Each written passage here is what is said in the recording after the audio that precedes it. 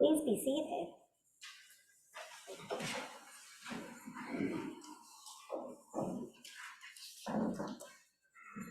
Let's listen again to what Jesus is saying, slightly paraphrased. Take heart. The Holy One is in your midst. Do not let fear slow you down. Keep sailing that boat to the other side, or jump in, walk on some water. Either way, make it to the shore so that you can tell others that even in the midst of this storm, love rules. I'm really curious what it was like on that boat, how fear showed up for those 12 men. Maybe James was coping through bravado. What's a little ghost and some wind? I remember back in '03 when the Leviathan turned our boat right over and we had to swim for the shore. This is nothing. Perhaps John was engaging in my favorite anxiety response, catastrophic thinking. This is the end. Water's going to come in that hole. We're going to be washed out to the sea. The ghost is going to find us and eat us. Maybe Judas got all irritable. Hey, if you lot would have called off that crowd before Jesus showed up and saw how hungry they were, we would have been on this boat way before the storm even started. They don't recognize Jesus. Buffeted about with their fear, all they can imagine are more awful scenarios. And this makes me wonder how often we don't recognize Jesus with us, how often we let our fear blind us to love right there beside us in the storm. And of course, Peter, full of life, impulsive Peter. Guys, I think it's Jesus out there. He says it is, but I'm not sure. But I'm going to go check it out. I'm not sure he thought through what would happen if it wasn't Jesus, if he had thoughts of walking on water and casting out specters on his own. But I do love his spirit. And for every second, he is able to keep his eyes on Jesus, to focus so intently on love that he forgets fear. He gets to walk on water. He gets to see love in action, gets to experience love bearing him up, gets some lighthearted teasing from the creator of the universe. Really, Peter? Only enough faith for 15 steps on water? Because, of course, Peter is not God and really is not made to walk on water. But this tiny faith, this little mustard seed faith, was powerful enough to get him pretty close and let him see a whole new world of possibility. None of us is at our best when anxiety takes over.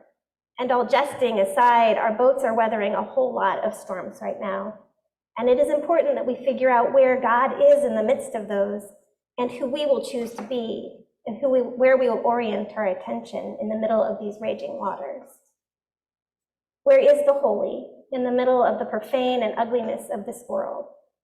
Where has love been just this week? Standing on the shores of the Pacific Ocean beside the woman, face smudged with ash, who is watching her home burn. Offering water to the sunburned, unhoused man who stinks of urine and sweat and whose words are confused and hard to listen to. Sitting in the hospital room, holding the hand of the one whose heart is aching with fear and loss, and directing traffic on the corner of panic and despair in our very own hearts.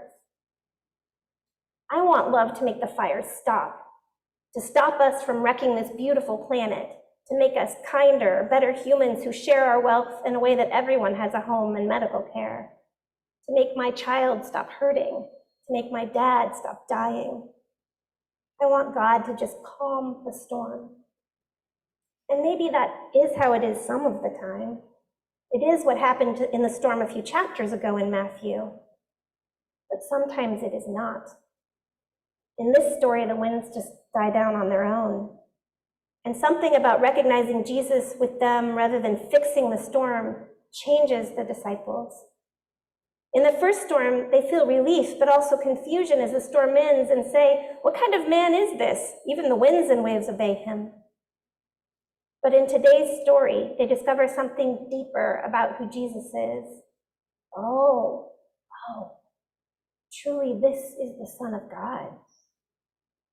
It is a sacred mystery that God chooses to be present, to suffer alongside with the hurting and scared in the midst of the storm, to reach out and pull us up out of the waters, to bear us to the safety of the boat of community, to remind us we are not alone, and rather than to dispel, show us holiness and light in the darkness, to let us be changed so that we might do some of that transforming work in the world.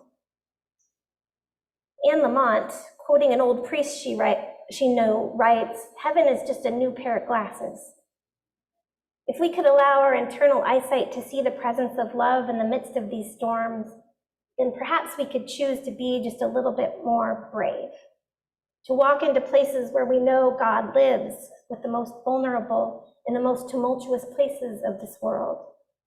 Perhaps this new eyesight would help our little mustard seed faith find its footing and help us jump from the boat, to throw ourselves into this chaotic world and expect to encounter Jesus there, to believe with our little tiny faith in new possibilities, that the regular order of things might just be set aside by love, and we might get to see and even participate with the holy in mending some of the brokenness around us.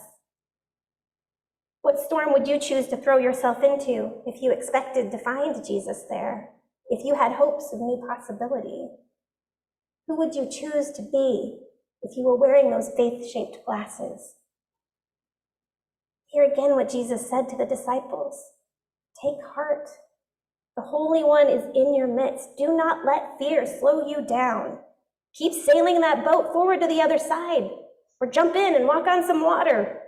Either way, make it to the shore so that you can tell others that even in the midst of the storm, love rules. Amen.